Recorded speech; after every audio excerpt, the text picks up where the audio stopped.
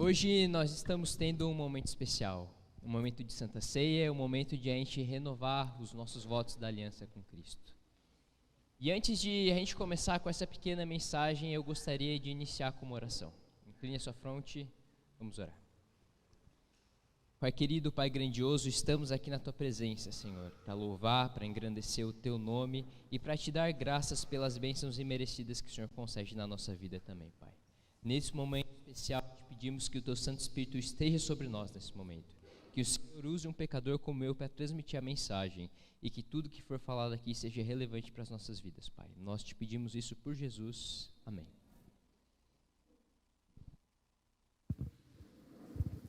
Abra sua Bíblia na Epístola de Tito, no capítulo 2.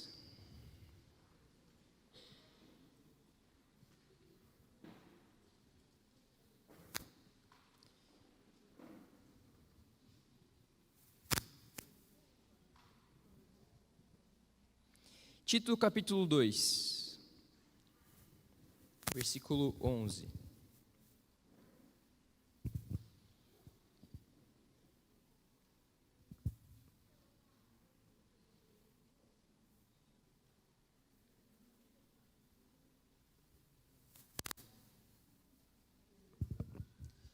Amém? Tito capítulo 2, verso 11 diz assim: Porquanto a graça de Deus se manifestou salvadora a todos os homens. Hoje à tarde eu fui pesquisar o significado de graça. E graça, ele é algo imerecido, é uma dádiva de acordo com o dicionário. É algo que é dado sem custo nenhum, sem um preço. E é algo bom, só que esse algo bom ele é dado não porque a pessoa que recebe merece, mas porque a pessoa que está dando é boa o suficiente para conceder isso para os outros. Quando a gente lê esse texto, a gente percebe que o que salva é a graça. O que salva a gente é a graça. Só que hoje, infelizmente, a gente vive num mundo em que a gente fica se cobrando muito, se martirizando muito. Se eu não seguir os 10 mandamentos, eu vou me perder. Se eu não fazer isso, eu vou me perder. Se eu fizer aquilo de errado, eu vou me perder. Só que a graça, ela envolve amor. A salvação, ela envolve amor. E quando esse texto de Tito fala que nós somos salvos pela graça, significa que a gente não precisa comprar salvação, porque essa salvação, ela já foi comprada por alguém no passado. E esse alguém foi o próprio Deus, que se fez homem e morreu na cruz por cada um de nós. Só que por vezes a gente fica se cobrando e a gente tenta ser uma pessoa perfeita.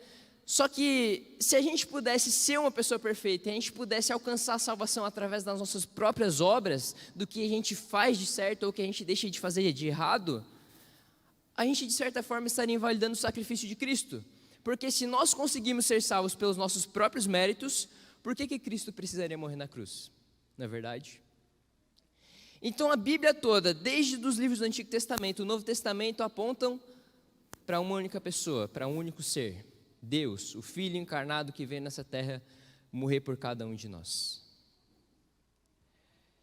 Em 1898 começou a chamada Guerra Hispano-Americana, e Theodore Roosevelt, na época ele era coronel do exército dos Estados Unidos, ele ainda não era o presidente, futuramente ele se tornou, mas ele estava em Cuba juntamente com o exército dos Estados Unidos e ele foi até um escritório da Cruz Vermelha porque ele queria comprar alguns suprimentos, alguns mantimentos para os seus soldados que estavam feridos.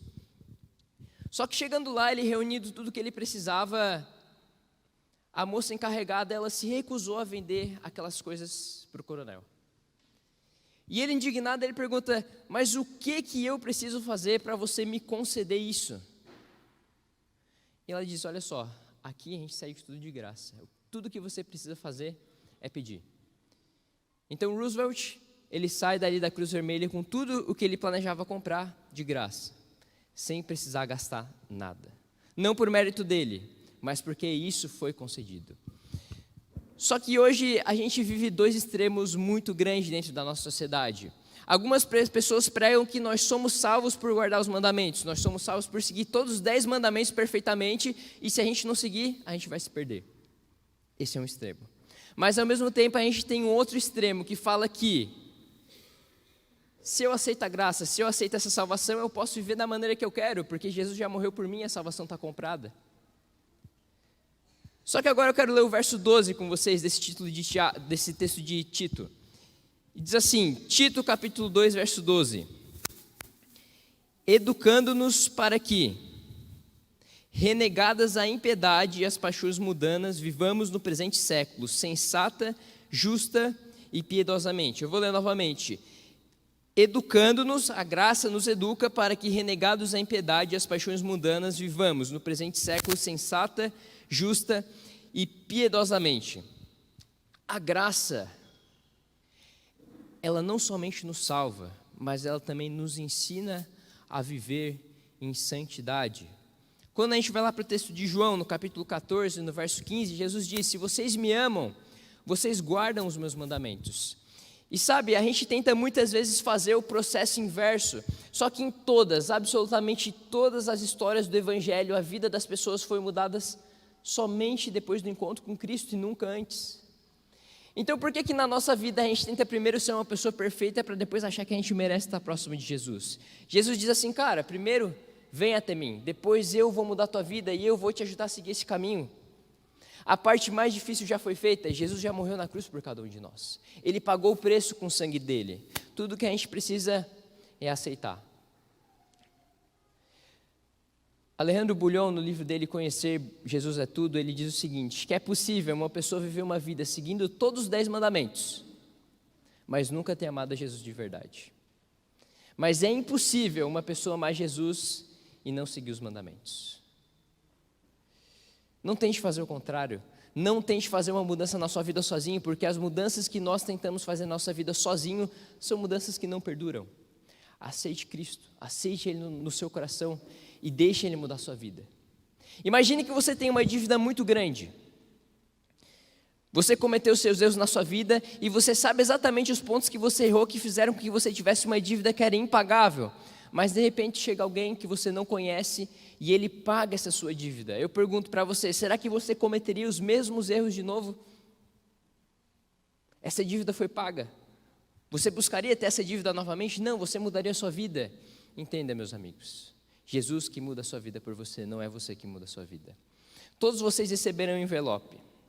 Eu vou pedir que vocês abram ele agora.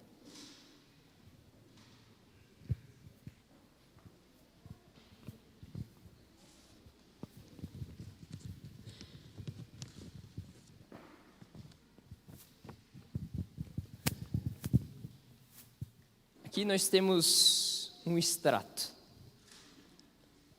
talvez de uma conta de um restaurante, de uma conta bancária. Salvação, pago. Alegria, pago.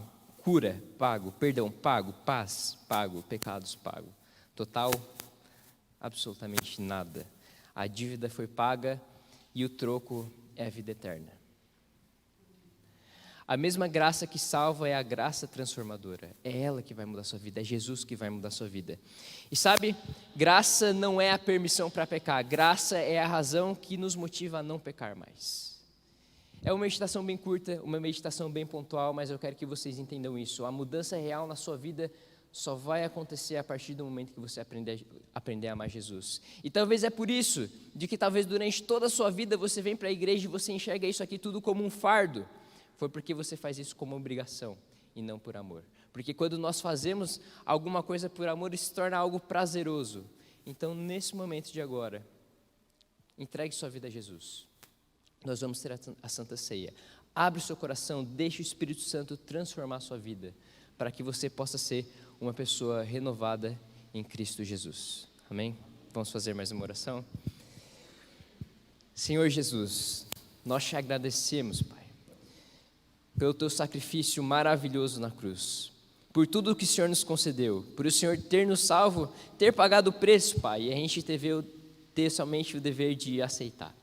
Nós entendemos que nós somos falhos, nós somos pecadores, mas isso não inibe a gente, não dá para a gente o direito de a gente tentar viver uma vida da maneira que a gente quer, muito pelo contrário, a partir de agora nós decidimos viver uma vida de santidade, confiando de que o Senhor que vai mudar a nossa vida, Pai, e não nós mesmos. Que Que o Senhor continue abençoando a restante dessa programação. Esteja conosco, nós te pedimos isso e te agradecemos por Jesus. Amém.